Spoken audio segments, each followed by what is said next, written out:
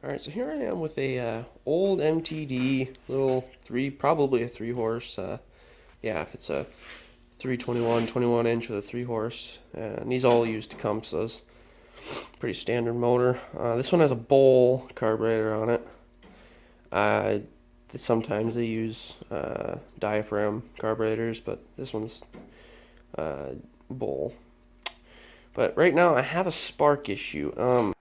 This machine actually won't even shut off. It doesn't have an ignition switch. I think the wire is messed up. Either it's not connected to the ignition coil or it doesn't have continuity, something or other like that. I'll go over kind of how to troubleshoot a bad coil or a chafed wire, which gives the opposite effect of not having any spark. But I'll kind of go over these things as we go along here.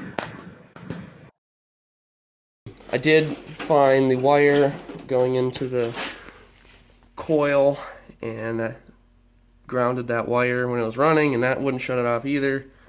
So I'm pretty sure something in there is bugged up. I'm hoping that it doesn't have a wrecked coil, because what happens is the coil has a low voltage, high amperage portion of it, I believe, that doesn't spark across a gap like you would have in the engine. And that's what they use for killing it, to ground it, because otherwise if you just use a normal switch, it'll jump the gap within the switch and it'll never actually shut off.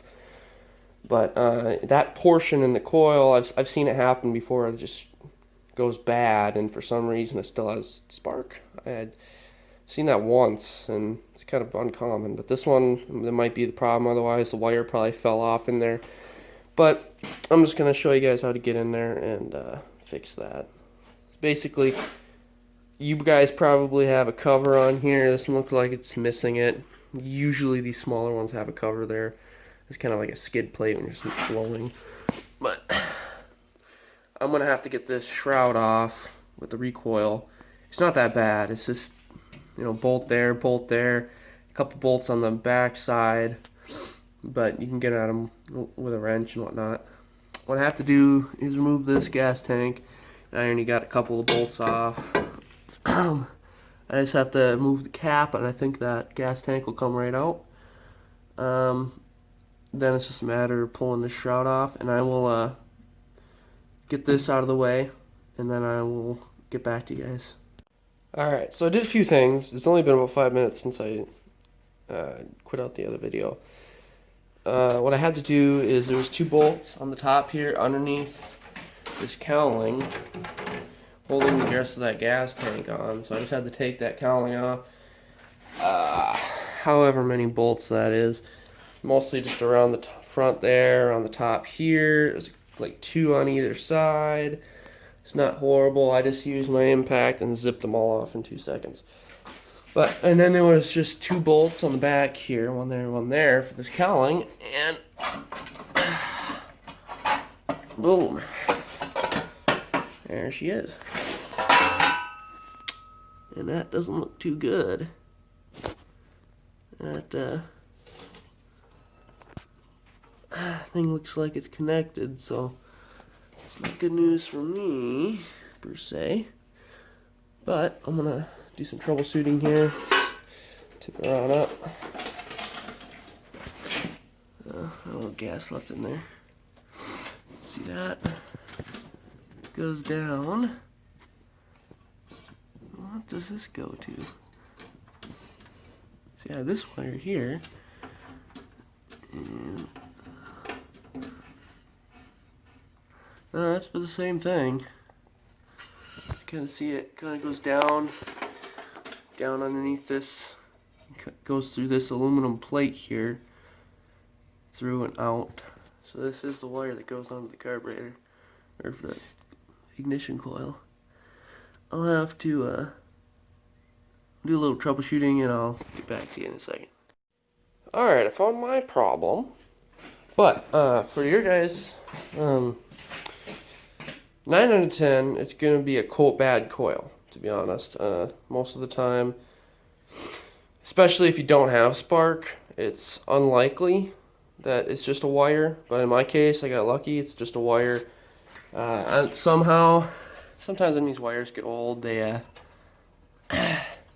crack apart. They, they're old, and they get kind of corroded and they break apart. In this case, this one must have broke off somewhere in there, and it wasn't making contact because I put this jumper in on. You can see it there. There's always metal sliver coming up, and you'll see that connector attached to it. That's what kills your engine when you flip the ignition switch. But my case, like I said, it was just a broken wire basically.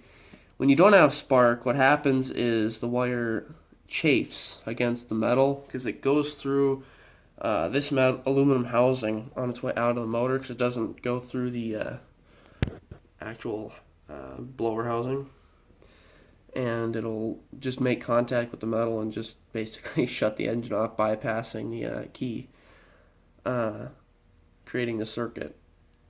But in my case, I got lucky. It was just a broken wire. Now, in the other case is if your coil's bad, and what you can do is you can just remove this jumper completely, take it out of the equation, set it aside so you make sure it's not making contact with that, and then use a drill get a socket on that. Turn the engine over, and you'll see if just take out your spark plug, put it on this, maybe put a jumper on this and ground it. I just set it down, just see if you're getting spark, If you do, that was your problem, and you just replace the wire, like a 5-minute job, and you're good to go. You can get these connectors at store, Fleet Farm, pretty much everywhere. Any hardware store usually carries them if they have any selection whatsoever of electronics or wire adapters, all that stuff. But I don't know if there's anything else I need to talk about.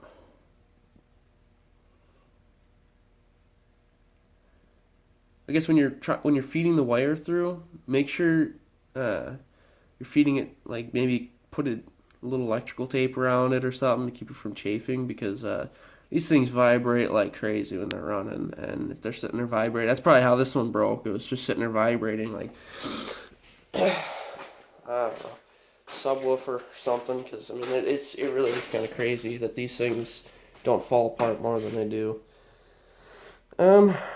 So basically, yeah, I'm just gonna rewire that, and I'm just gonna slowly put it back together the way I took it apart.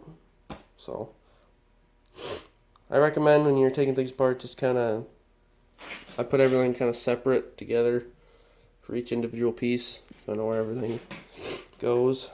But alright, I guess that's the problem solving this one. Yeah. You guys have a good one.